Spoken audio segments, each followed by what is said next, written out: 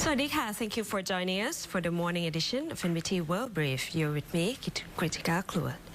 With advanced voting just days away, the Election Commission is reminding all parties and candidates that campaigning must stop from the evening from January 31st.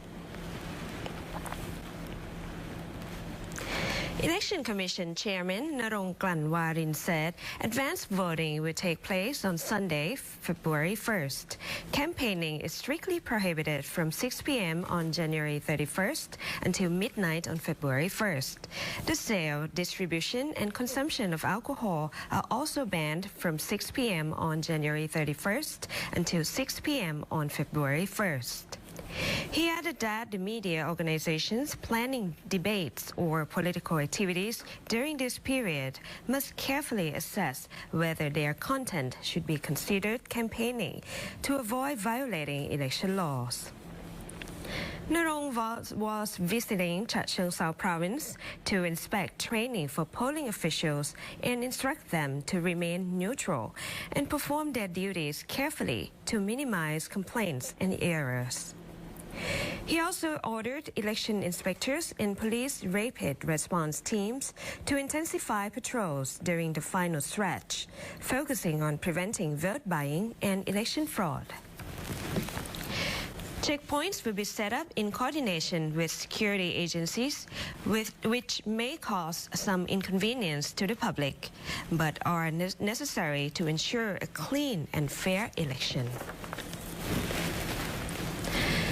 Central Bank has uncovered suspicious large-scale cash withdrawals worth up to 250 million baht, prompting urgent coordination with anti-money laundering and election authorities.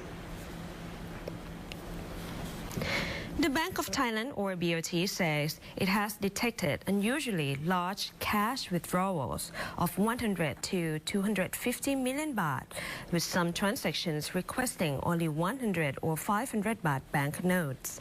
BOT Governor Vitai Ratanakon said the findings emerged within 10 days after banks were instructed to report abnormal transactions, noting that such requests are highly unusual, especially ahead of the election.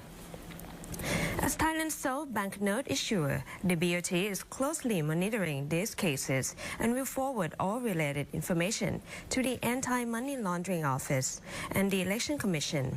The central bank is also studying a possible cap on cash withdrawals between 2 and 5 million baht to curb money laundering linked to grey capital.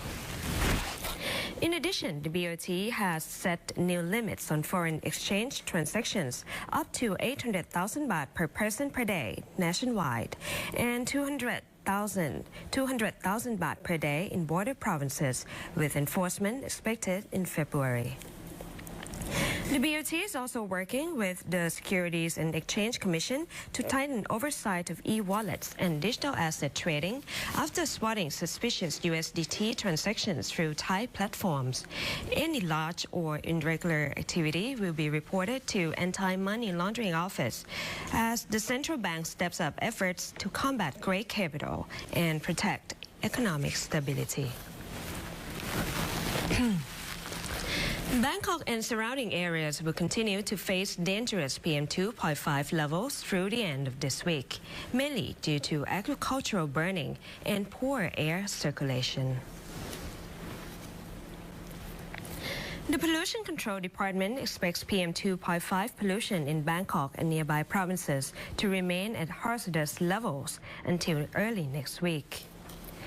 Officials say the main causes are agricultural burning, stagnant weather conditions, and smoke drifting in from both domestic and cross-border hotspots. Air Quality and Noise Innovation Department Director Sakda Tridet said air pollution worsened overnight, with fine dust accumulating since around 2 to 3 a.m. due to poor air ventilation. Satellite images show major burning activity in Nakhon Nayok province, mostly in rice fields, directly affecting Bangkok. โดยกลไกของทางธรรมชาติและว่าพอแดดออกอินเวอร์ชันหรือฝาชีครอบเนี่ยมันเริ่มจะหายไปส่วนเรื่องของการดับไฟเนี่ยทางนครนายกเขาก็เร่งดำเนินการคืออันเนี้ยมันเลยยิ่งเป็นสิ่งที่เราเห็นว่า ถ้าไม่มีแหล่งกำเนิดสถานการณ์เนี่ยมันจะควบคุมได้ตรงนี้คือตำแหน่งของนครนายกนะครับโซนตรงนี้คือมีนบุรีคันนายาวที่เกิดเรื่องเราจะเห็นได้ว่า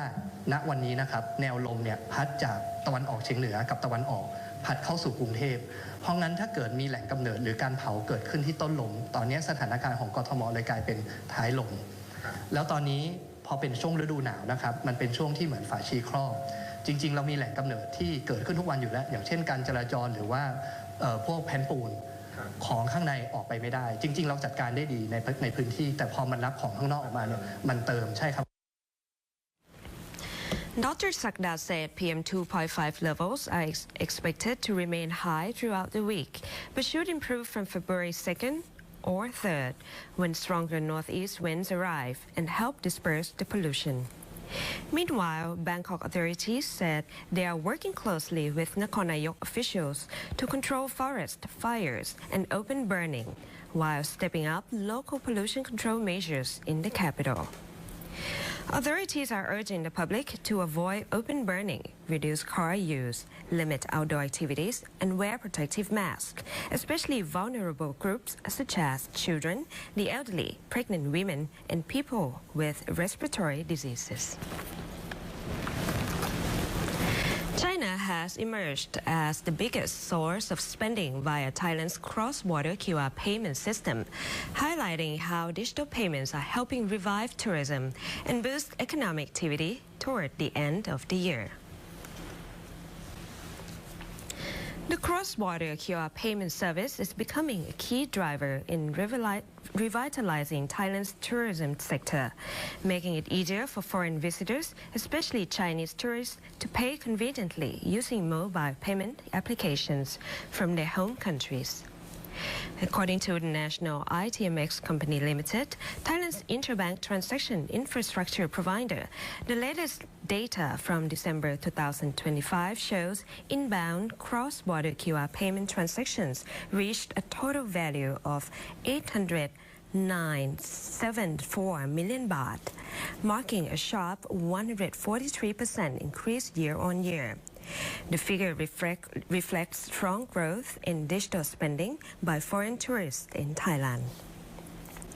The top three countries by transaction value in December were: first, China with more than 400 million baht, second, Malaysia with 175 million baht, and third, Laos with over 70 million baht.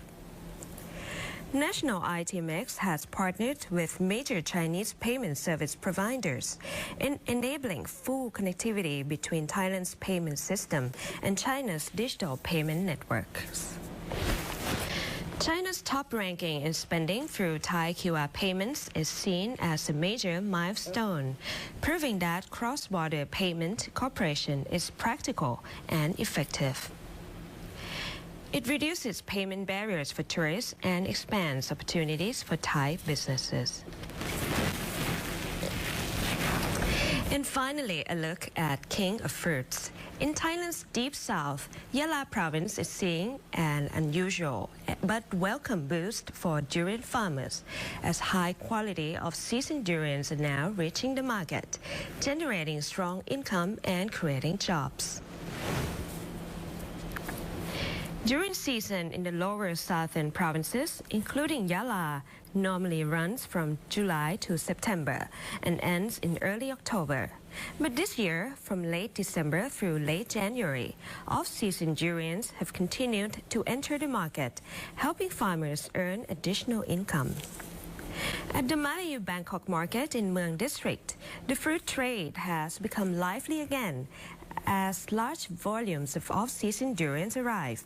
This is a rare occurrence, with durian trees producing fruit twice in 1 year due to unusual weather patterns that caused flowering at different times.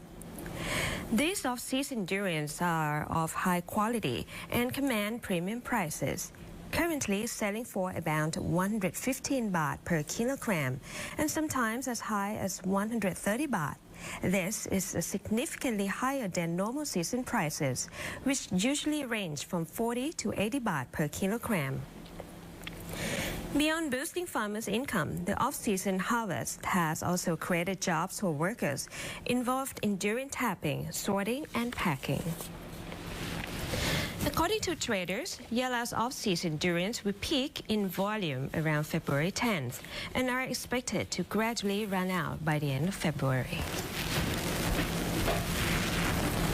That wraps up our morning news report. Stay updated with the latest developments and more stories. Simply scan the QR code on your screen to access our full coverage across all media platforms. Until next time, I'm Kritika Kluat. สวัสดีค่ะ